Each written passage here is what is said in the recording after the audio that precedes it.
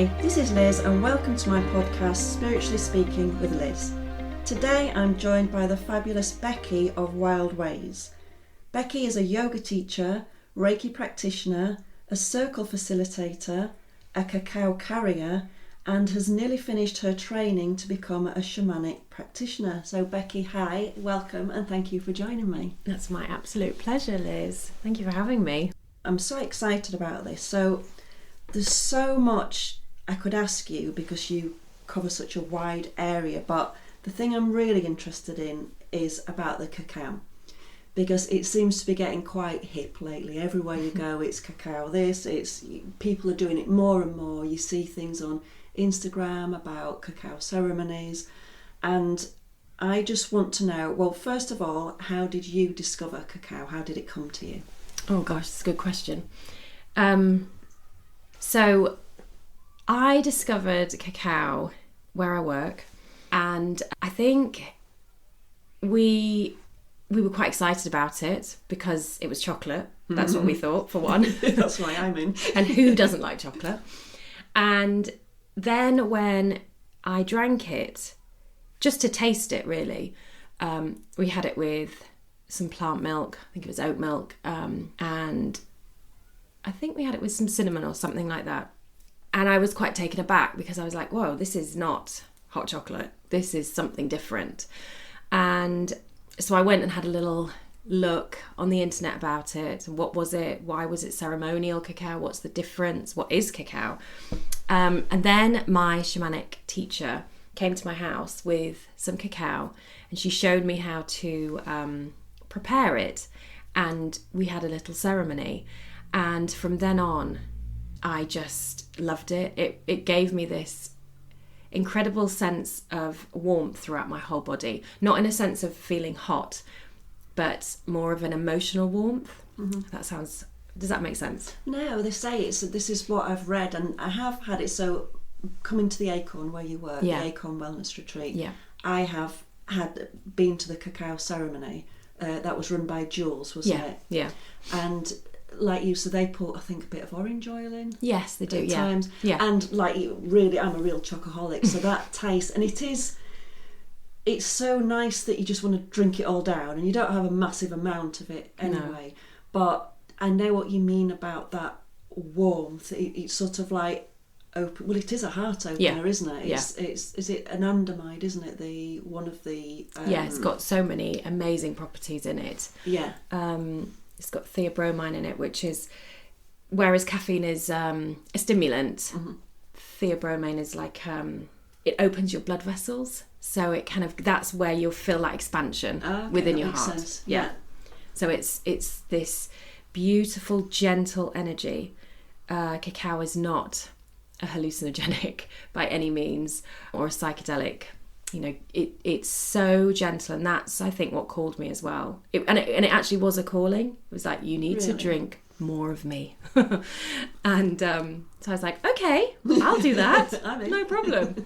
So then I found a supplier made with Ananda, who is from this area actually, but he now lives in South America, immersing himself in cacao. Wow. So one thing I think about cacao is that you know where it's from. You try and source it right back.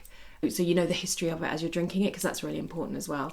So I started drinking it, and I would make it with oat milk and a bit of maple syrup just to take the edge off, the bitterness.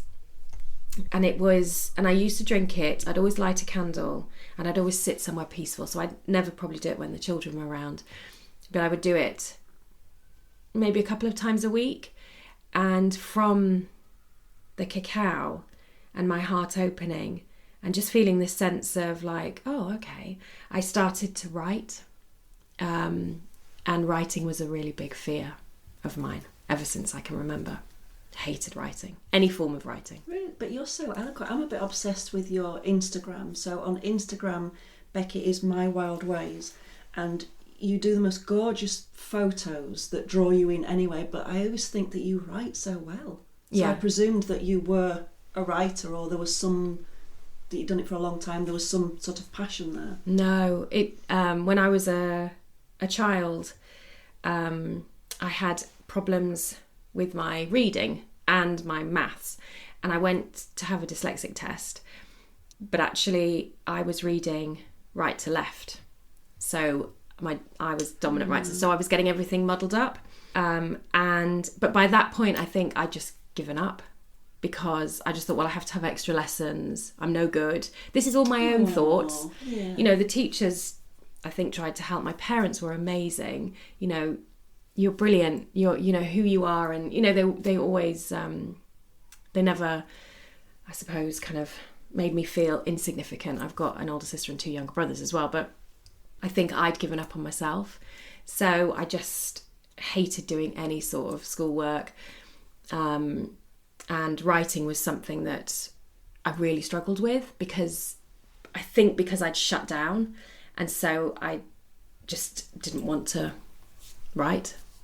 And then as I drank cacao, it was one of the first things that I was like, oh my gosh, look, I could write. It was really weird. It was like this barrier had been taken down, and I was able to express myself on paper, which I'd never been able to do before. In fact, I probably started to be able to express myself anyway, to people. I began to feel comfortable with who I was and not worry about what other people thought. This is a long process. This is something that took a long time. But yeah, so writing had always been one of those things that, had always felt like I wasn't good enough. Bless. And then so cacao's just helped drop that barrier. That's really amazing. Yeah. Before we go any further, and I've just can you give me like a tiny history of cacao? So like, where does it come from? What makes it special, and why? I'm sorry, but I've got to ask this. Why is it different to just like hot chocolate? What's the difference between? Okay, so cacao originates from the Mayans and Aztecs, so kind of South America, and it grows in humid climates, and it grows under the canopy of other trees, and it was used by the Mayans and Aztecs in ritual and ceremonies, but it was also used as like a bartering tool. So maize and grain and and things like that. They used it. So cacao kept really well, and also the taste of it. It was sweet. So when you open a cacao pod, it's kind of like got a gelatinous white centre. Yeah, you can eat that, and then the beans are inside that, and you dry them, and they use the dried beans to barter and as like money, really. So they used it in ritual and ceremony, and they've thought that in mythology it was written that, or it was said that the Mayans and the Aztecs thought that it was actually part of them, so it was part of their human makeup. There's stories about blood bleeding into cacao and things like that. I won't but yes, it sounds, I know, scary. Yeah, it does, so that's kind of like the history of where it comes from. And as for why is it different to chocolate, so cacao is chocolate, but what happens with the process of cacao is that the cacao is picked from the tree, and it is usually done by these ancient tribes, these cultures, and they take out the white pulp and the beans, and they dry them in the sunshine, and then they slightly ferment as well, and then they take those beans and they roast them, but only to a certain temperature. And they don't take it too high because that loses all these amazing properties that are in cacao. And then they just grind it into a paste. But while they're doing all of this, the reason it's ceremonial cacao is that there will be a ceremony going on. So there'll be music or drumming or singing or there'll be some form of a ceremony around this. So they're infusing it with that as well. So it's almost like a shaman blesses it as he's sitting singing around it. And chocolate, they take it to a high temperature and then they add all of the nasties into it. So cacao as a medicine is the raw, the least processed part of the cacao. So I've seen in your pictures, yours is like a block, isn't it? Yeah. I've also seen people that there's cacao blends that you can buy that are powders. Yeah. Or you can buy blends, or you can just buy the raw cacao as a powder. What would be the difference between? So I think I'm right in thinking that the powder is the cacao really ground down. Yeah. So it is cacao, but it's gone through another process. So it's gone through a machine process. Yeah, another process. So it's not the I get that. cacao that you would, the block. Pure. Yeah. Okay. So if you want ceremonial cacao, number one, ceremonial cacao. Number two, generally look for something that's organic and that has come from South America. You don't really want anything that is from Africa, which is where they make all of the dairy milk and things like that. All right, okay.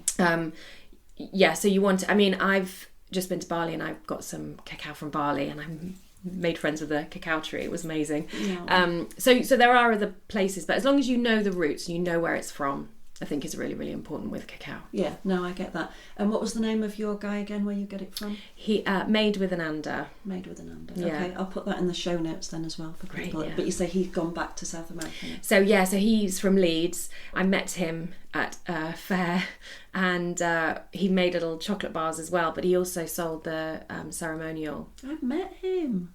Lewis. He did some of the Little Bird markets when we did them. Yes, that's him. That yeah, one at Paisley Bridge. Yes, I knew the name. Yeah. Right, okay. So he's gone back to he now is in South America, just immersing himself. Amazing. I know. No. So for me, that I know where it's coming from, and his cacao is beautiful. Yeah. Right. Okay. And then another question on the lines of that.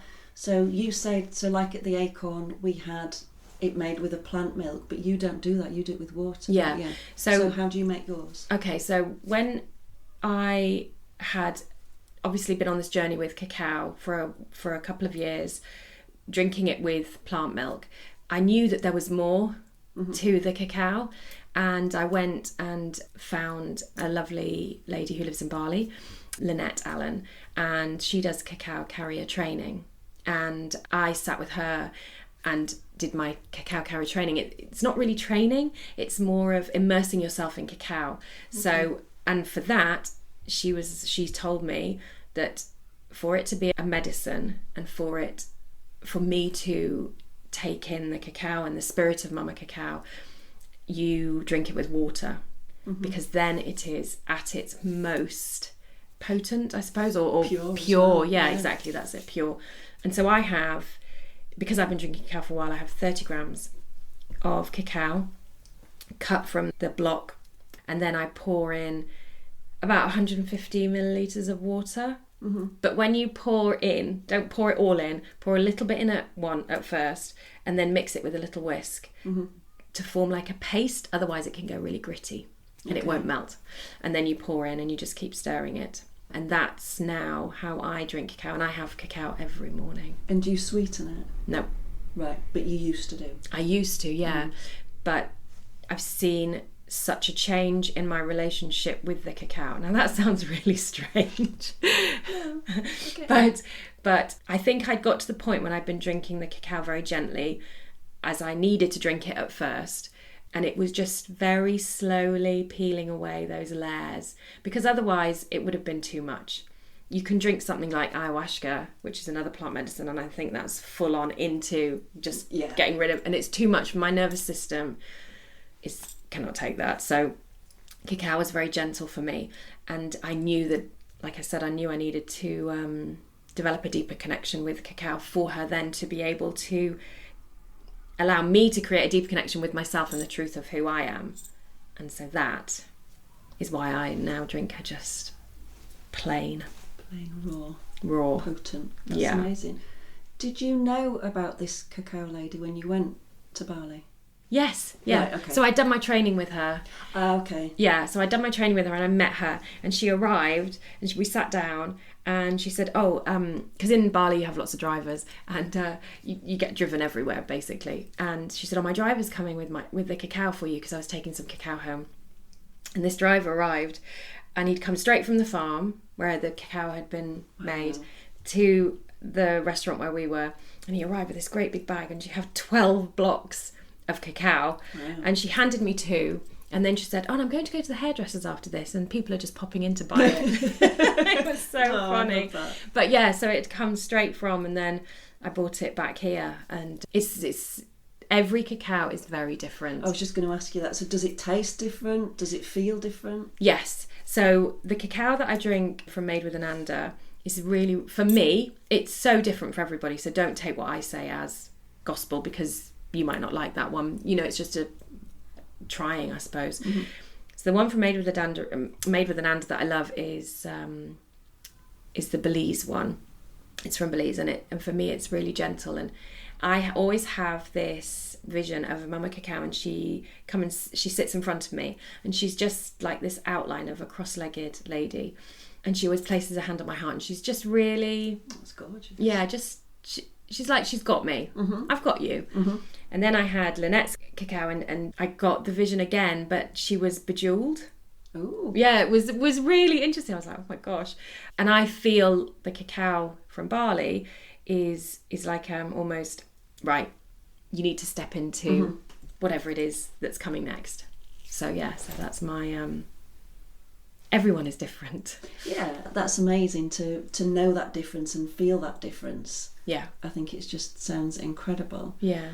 So what, in your posts you say that cacao has changed you, and you call her your medicine, your teacher, your heart opener, and your guide. Mm. Why? What makes you say that? Is that letting the barriers down? Is that? I think it's everything. And I suppose I get quite emotional about it, because I don't think without the cacao I would be here right now doing what I do. Mm-hmm. I'm really passionate about her, and I speak to her like she's a person. She's a plant. So, she is. Yeah. She's a plant, and she's alive. She's incredible, and yeah, she is all of those things to me, because she's opened me to this whole new way of being, this whole new way of parenting, this whole new way of living my life. Mm-hmm. You know, I'm still a human, and I still get angry, and I still, get annoyed, and all of those emotions.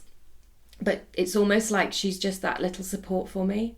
And also the sense of love that I have for the earth or nature, and the appreciation I have for just all that is around, mm-hmm. basically, is intense. I'm very passionate about, I don't know how to solve issues, but I'm really passionate that we connect back to our truth, that we connect back to the earth, because as women, I feel it's really important that we have that connection with Mother Earth, because she's our creator, and it's where we go back to when we're no longer here, our physical body. So she's really taking you further down the path, further down the journey, because I've known you now for like 4 or 5 years, haven't I?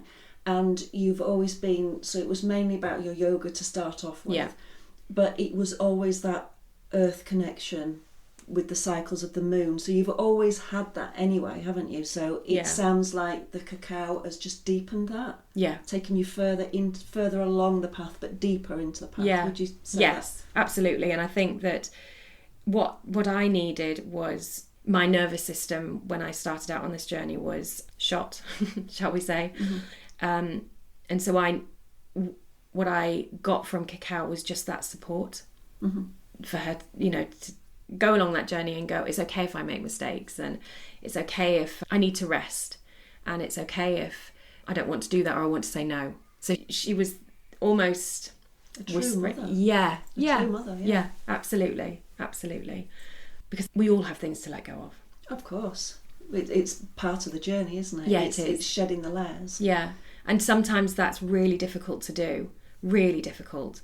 And I've worked with women for a long time, and I see it. Mm-hmm. But it can't be something that happens really quickly. It's got to be a journey, a process. Of course, yeah. That you go through. Yeah. I speak to people a lot in the shop, and they will think that I've been doing this 2 years now, so I'm going to be a guru, or now I'm a Reiki master and all this, and you just like, it's not quite how it works. You have to peel down the layers. I think people are going through those layers quicker now. Yeah. I would say. I remember my mentor, Janet, she said to me, I discovered her in my early 20s. Yeah. And she said to me, you'll be where I am in 10 years' time. And I was like, I don't even know what that is, because it was all really like, whoa. But the thing that always stands out to me is that she said, you'll come through a lot quicker than I did. And I'm 30 years in here, and I'm like, really? It feels like 5. You know, what's changed? Has anything changed? Is it, you know? Yeah. But we do go down these layers. But then she'd say about her teachers, how they were longer still. You know, so things are changing, things are evolving, things are speeding up. I think in a lot of ways, aren't they? I think it's people's progression with things are speeding up, but I think there is still a time limit on that, isn't there? I mean, sorry. I think only purely because we can't shed everything so quickly, because we wouldn't then be capable of doing anything. No, we'd just be a quivering wreck. Because there's a lot of fear that surrounds humans, and there's a lot of discomfort, and there's a lot of rules and shoulds and woulds, and this is, you know, and so it takes time. Change takes time, and maybe we won't see the, you know, what we're standing in right now. We might not see what we would like the world to be, but we're here doing it, we're doing the work. That's it, And I think so many more people are starting, and that's why I believe that cacao has been kind of gifted to the West, because from South America and the tribes, I think it's been brought here for a reason. And for me, that reason is to give people support, to support our hearts, to open our hearts, and as a medicine, really. So I really believe in that. I love that. No, I do. I love that. And I go to India a lot, as you know. Yeah. And whenever I get in the south, I always have the Ayurvedic treatments, and they'll always say, you know, the West and your hearts are closed. They're just shut off. And it is, because I think we have everything, but it creates a lot more problems. Yeah. I think the simplicity of living in a small house, going out, working the land, there's a lot more joy and love in that. I think we create a lot of our own problems by the excesses that we have, even if we're not excessive people, just by being in this world at this time. It is quite a fast-paced, got to do, need to do, got to have, if you get pulled into that. I mean, we don't, do we? But a lot of people do, and I think this is what causes a lot of burnout with people. Is this conflict between who they know they are in their heart, but they don't really understand that yet. But their spirit's sort of standing up and going, "Whoa, no, slow down." And then the ego side's racing, running, and I think they just get to this burnout, don't they? Where they just frazzle. Yeah, and I think we've all been there. I mean, I've been there. And it's terrifying. It's awful. And either I think it gets to that point and you make that choice and you carry on with the journey that you were on, or you change, and change is hard and difficult and scary, like I said. But oh my gosh, it's so rewarding. It is worth it, and change is the only constant in life, isn't it? It's the only thing that we can rely on is change, because that will happen all the time. Absolutely. Oh, I've loved this. I could go on forever. So I know you're doing an online cacao journey. So what does that mean? What, with it being online, do they do that daily? Tell me a little bit about it. Okay, it starts soon, and it's online to be able to kind of, because I usually do things in person, so this is something I'm doing online because I'd like to kind of access more and more people. And it's not a cacao carrier training. It is a journey, and we have 4 cacao ceremonies, and in between that there's the 21 days, there'll be rituals that I send out, playlists, meditations, and every day you will drink cacao.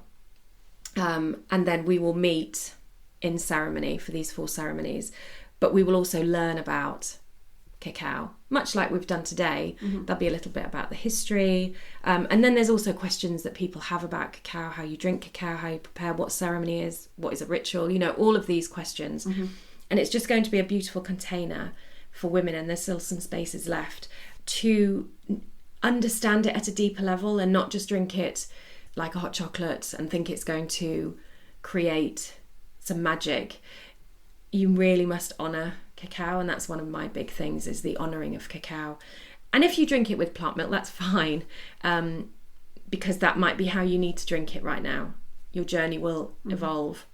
But yeah, this is a way to kind of have a deeper connection with cacao and just see what she can give you or gift you.